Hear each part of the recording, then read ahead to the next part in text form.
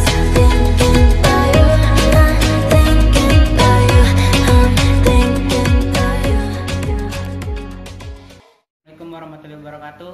Saya di sini akan menjelaskan tentang membaca efektif. Yang pertama adalah definisi buku non fiksi.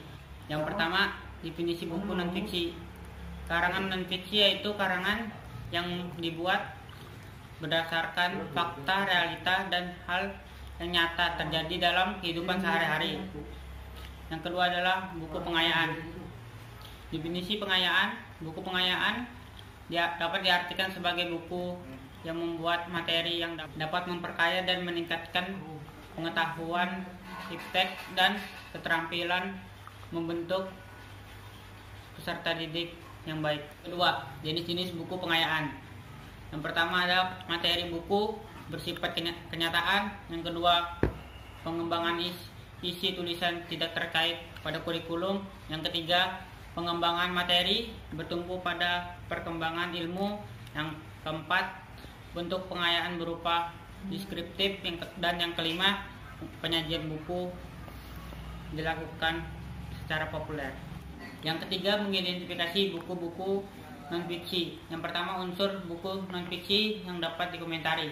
Yang pertama, bagian cover buku. Yang kedua, rincian buku. Yang ketiga, judul buku. Yang keempat, isi buku.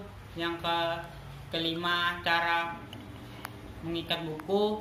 Yang keenam, bahasa yang digunakan. Dan yang kelima adalah sistematik. Yang kedua, unsur buku fiksi.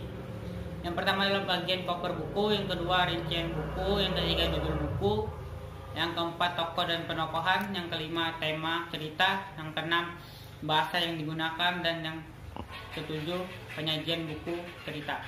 Yang keempat, cara pertama menyusun ringkasan buku non fiksi. Yang pertama, menemukan unsur-unsur pendahuluan.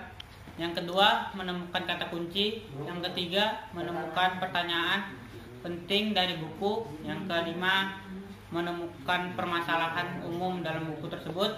Dan yang terakhir adalah menemukan isi pembicara dalam buku non-fiksi tersebut. Sekian video dari saya tentang membaca efektif. Jika ada salah kata, saya mohon maaf. Wassalamualaikum warahmatullahi wabarakatuh.